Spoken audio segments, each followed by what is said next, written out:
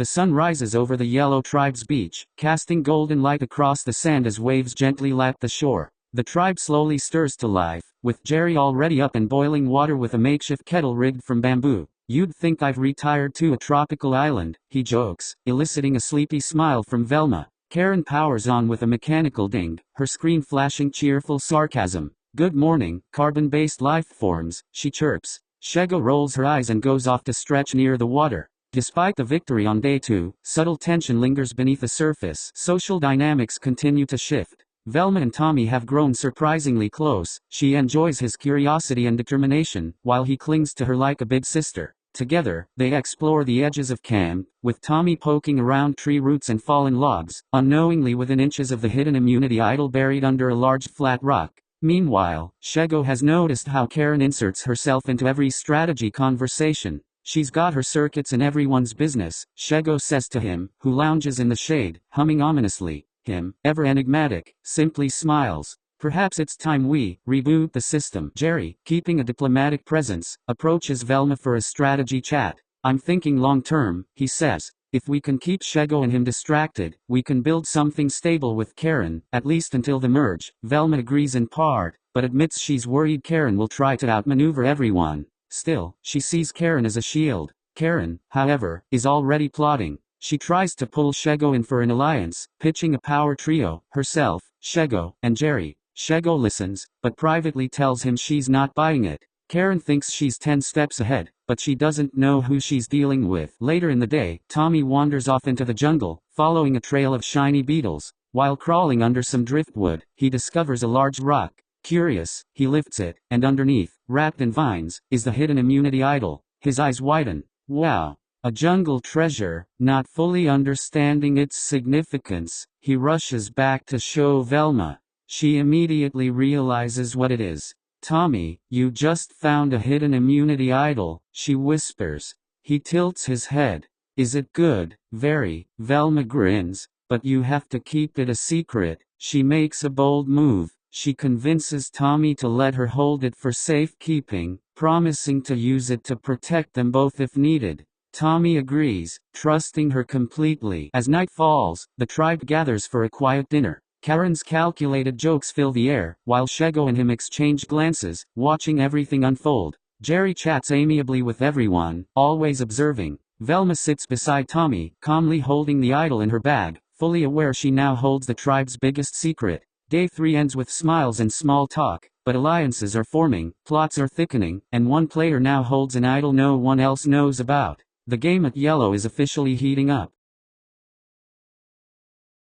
Morning dawns softly on the Blue Tribe, with waves crashing gently in the background as birds call overhead. Tigger is the first one up, bouncing between trees and singing a made-up Tigger tribe tune. His hyper-energy wakes the others, some more reluctantly than others. Francine groans, "How is he this energetic before sunrise?" while King Boo silently floats above the shelter, observing the tribe with his usual ghostly detachment. Shang, already doing push-ups in the sand, takes no issue. "Better to be alert and ready," he says with military crispness. The tribe is riding high after their Day 2 immunity win, but beneath the calm, strategic gears are already turning. Lois Griffin has quietly taken on a motherly role in camp, cooking, organizing supplies, and mediating tension. But she's no fool. In confessionals, she notes, "I may be folding leaves and boiling water, but I'm watching everything, and everyone." Ursula, ever the opportunist, approaches King Boo and Shang for a talk. She pitches an alliance of the powerful and underestimated, noting how people overlook supernatural strength.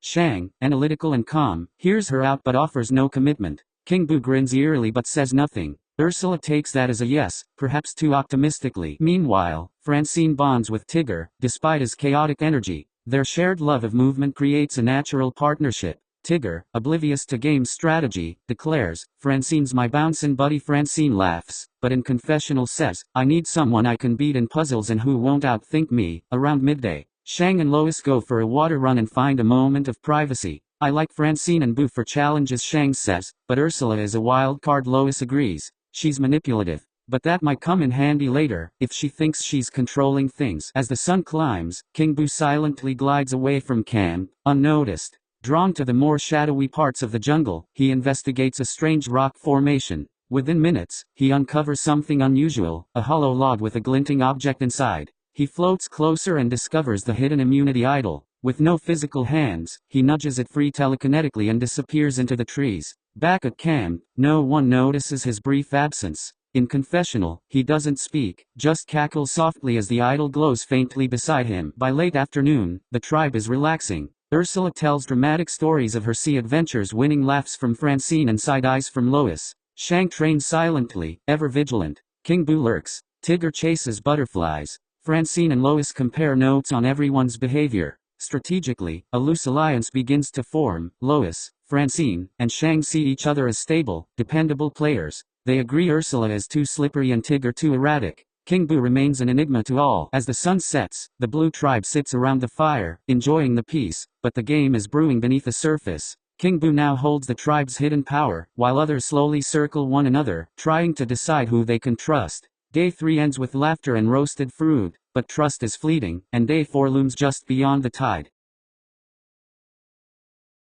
The sun rises on the purple tribe with a cool breeze rolling in from the ocean. It's the tribe's first full day after tribal council, and the mood is noticeably quieter. The fire still crackles from the night before, and Muriel is already up, gently stirring a breakfast of roasted roots and coconuts. She hums softly, creating a sense of calm that contrasts with the lingering tension in the air. Number 5 sits by the shoreline, deep in thought. After casting the swing vote that sent Skeletor home, she knows the target could easily shift. Last night bought me trust, she says in confessional, but trust doesn't last long in this game. Cosmo bounces around collecting shells, blissfully unaware of the game's intensity. Mufasa keeps a watchful eye on everyone, rarely speaking, but his presence commands respect. Chica, stoic as ever, patrols the perimeter, saying nothing but always observing. Later that morning, the tribe regroups to reinforce the shelter. Surprisingly, everyone pitches in. Muriel organizes, Mufasa hauls wood, and even Chica helps with structure.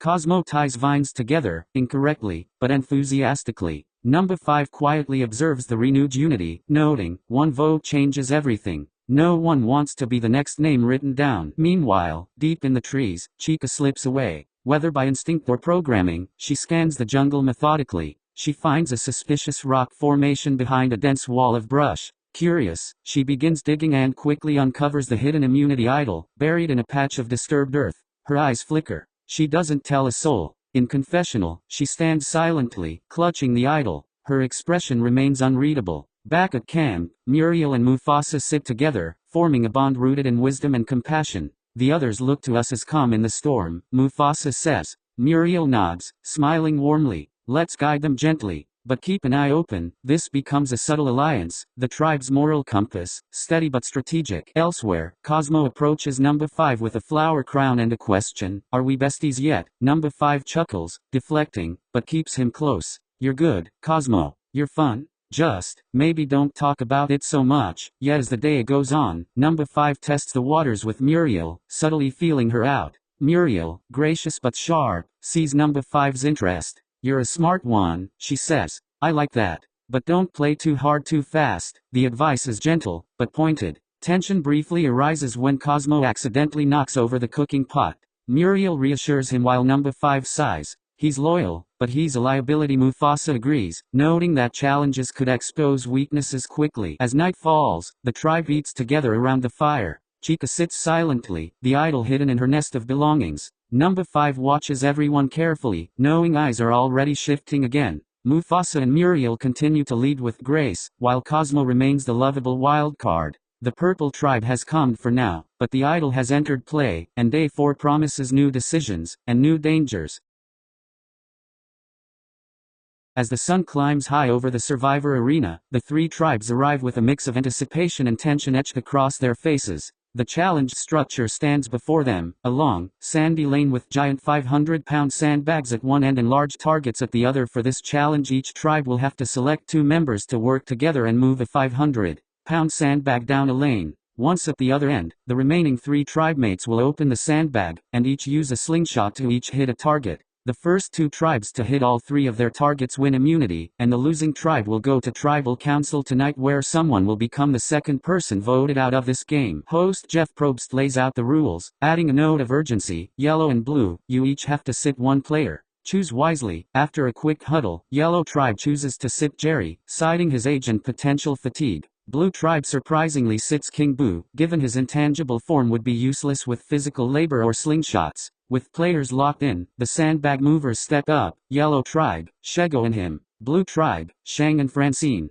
Purple tribe, Mufasa and Chica. At Jeff's go, the sandbags lurch forward with effort and groans from the players. Shego and him coordinate surprisingly well, him using bursts of supernatural strength and Shego fueling the bag with raw physicality. Yellow surges ahead early. Blue's Francine and Shang, both athletic and determined, struggle slightly with coordination but recover quickly. Shang keeps a steady rhythm while Francine powers through with grit. Mufasa and Chica move in eerie silence. Mufasa leads the push with lion strength, while Chica keeps the sandbag balanced with a robotic steadiness. They fall slightly behind the other two tribes but never lose control. Yellow slams their bag down first and races to rip it open. Velma, Tommy, and Karen grab their slingshots. Blue arrives seconds later, with Tigger, Ursula, and Lois tearing through the bag. Purple lags behind but soon arrives, and number 5, Cosmo, and Muriel go to work. Yellow gets the first shot off. Velma aims carefully and smashes the first target. Karen follows, her mechanical interface calculating wind resistance, but narrowly misses. Tommy's slingshot wobbles in his toddler hands, but he hits the frame of a target, drawing cheers. Blue's Tigger wildly fires and miraculously hits a target on his second attempt, bouncing with joy. Lois focuses, staying calm, and breaks the second target cleanly. Ursula's aim is off at first, snarling in frustration.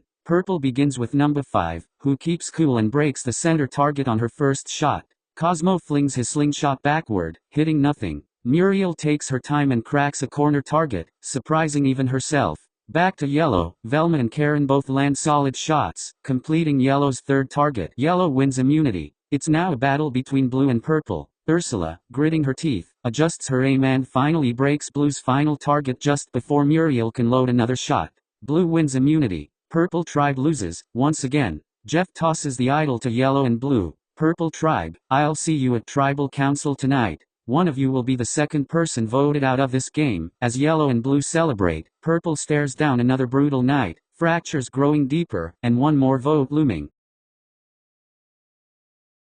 Back at camp, the Yellow tribe returns in high spirits after their second consecutive immunity challenge win. Shego and him bask in praise for their sandbag performance, while Velma earns quiet respect for her precision with a slingshot.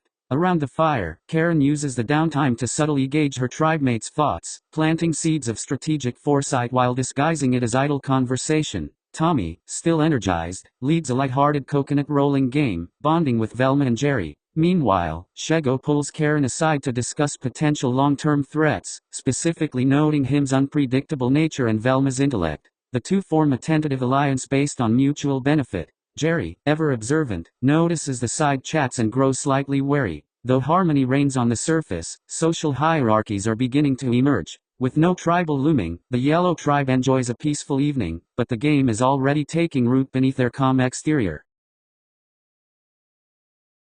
Following their narrow immunity win, the Blue tribe returns to camp with renewed energy. Tigger leads a celebratory bounce fest, boosting morale after the tense challenge. Shang, ever focused, suggests reinforcing the shelter, and Francine eagerly joins him, building mutual respect through shared work ethic. Meanwhile, Ursula slinks off to the jungle under the guise of gathering firewood, subtly eyeing potential idle hiding spots, but comes up empty. Back at camp, Lois takes a quiet leadership role, checking in with everyone and smoothing over tensions. She begins to see Francine and Shang as valuable challenge allies and considers pulling them into a long-term alliance. King Boo floats quietly through conversations, gathering intel without revealing much. Despite the win, the tribe knows they're one loss away from a vote, and the social game begins to deepen. By nightfall, the Blue tribe feels united, but the seeds of strategy are already being sown beneath the surface. After a second straight immunity challenge loss, the Purple tribe returns to camp with morale at a low point. Skeletor's absence still lingers, but the game presses on, and with just 5 members left, every conversation carries extra weight. Tension is quietly rising as players begin jockeying for survival. Chica, expression unreadable behind her robotic stare, walks calmly to the water's edge with Muriel, her closest ally. In a quiet moment, Chica opens her mouth just enough to whisper, "I have the idol." Muriel's eyes widen, but she nods solemnly. Together, they begin forming a plan, not just to survive the vote, but to potentially shift the game's power structure. Back at camp, Cosmo is bouncing around nervously. After fumbling the slingshot challenge yet again, he feels vulnerable. I'll eat as much sand as you want. I'll be your good luck charm, he jokes to no one in particular, but behind the laughter is real fear. Number 5, ever strategic, chats with Mufasa near the fire. Cosmo's got heart, but not much else, she says. We keep losing, and he's not helping. Mufasa agrees that Cosmo is a liability, but also notes, there's strength in loyalty. He might be erratic, but I believe he'd never turn. The two briefly float the idea of voting out Muriel, thinking she's too passive and could be holding Chica back. What they don't realize is that Muriel is more aware than she seems, and she's quietly feeding information back to Chica.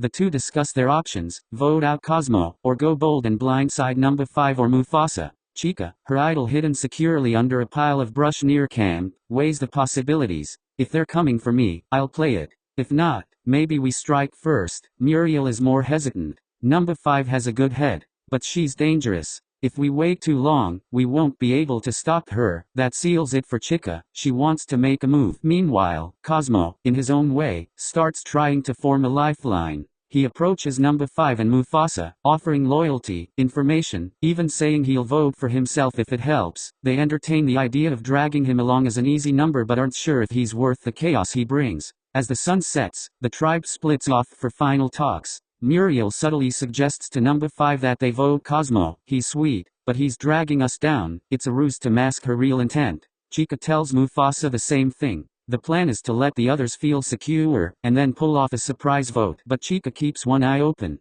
If she catches wind that her name is being floated, if she sees even the hint of betrayal, she's ready to play her idol and flip the vote in a heartbeat. As torches are lifted and the tribe makes their way to tribal council, everyone feels relatively secure, which means someone's in for a shock.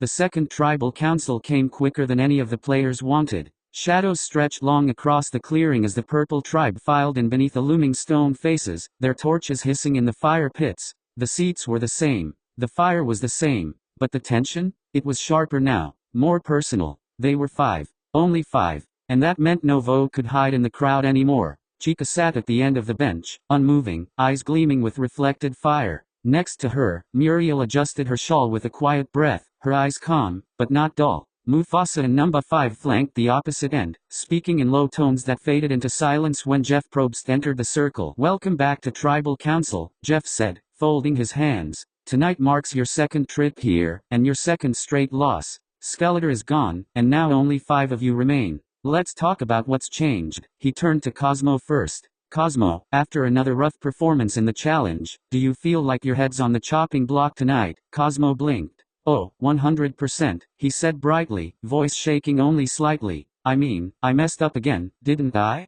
But I've been trying super hard. I ate 3 weird bugs today and didn't even scream. That's gotta count for something. A few chuckles. Even Chica's gaze flickered toward him, almost in amusement. Muriel, Jeff said next. What does the tribe need most right now? Strength? Stability? Loyalty? Muriel answered gently. I think we need people who want to work together. We've lost twice. If we lose our way out here too, we don't stand a chance. Jeff nodded and turned to number 5. There's only 5 of you. That means trust is everything. Do you trust everyone here? Number 5 didn't flinch. Not everyone, she said. But that's the game. Trust who you have to, and make sure your name ain't the one written down. I trust people who trust me. Mufasa spoke next, without being prompted. Tonight's vote will shape this tribe, he said. We can play it safe, or we can build something stronger from here. Jeff looked around the circle. All right, he said. Time to vote. One by one the players stepped up to vote. Some confident, some paranoid, and some unsure of where they stand. Jeff returned with the urn. He set it on the pedestal and looked at the 5 of them, lined up like dominoes waiting for the first push. If anyone has a hidden immunity idol and you want to play it, he said, now would be the time to do so. Silence. Chica didn't move. Her metal hands stayed clasped in her lap. Her idol, deep in her pocket, remained untouched. All right, Jeff said. Once the votes are read, the decision is final. The person voted out will be asked to leave the tribal council area immediately. I'll read the votes. He opened the first parchment. Cosmo winced, but forced a wobbly smile. The second vote, number 5, no reaction. Third vote, Cosmo. Fourth vote, number 5. That makes 2 votes Cosmo, 2 votes number 5. Only 1 vote left. Cosmo and number 5 looked at each other, panicking. The 5th and final vote, Chica. A ripple of confusion spread across the bench. Jeff looked up. That's 2 votes Cosmo, 2 votes number 5, 1 vote Chica. That's a tie. Eyes darted. Chica's metal joints clicked as she turned her head slowly toward Mufasa, then toward number 5.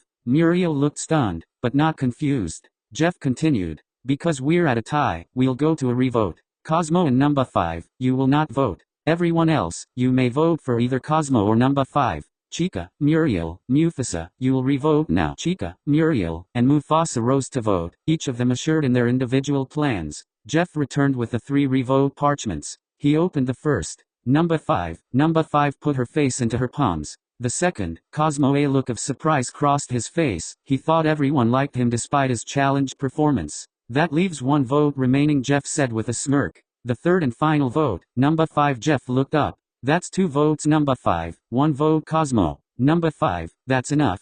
Please bring me your torch. For a long second, no one moved. Then number 5 stood. She didn't say anything. She didn't need to. She placed her torch on the stand. Jeff snuffed it. The tribe has spoken. She walked off into the darkness without a glance back. The remaining 4 sat quietly, their torches casting thin shadows behind them. Chica said nothing. Muriel clasped her hands. Mufasa's expression was angry and betrayed. Cosmo, stunned, blinked at the fire as though unsure he was still there. Jeff looked at them. Well, he said, you've made your move as a tribe of 5. The question now is, what comes next out of a tribe of 4? Grab your torches. Head back to camp. They rose, quietly. Chica was the last to stand, her feet making no sound as they vanished into the jungle. Above them, the stars blinked coldly down. The game had shifted, and everyone could feel it.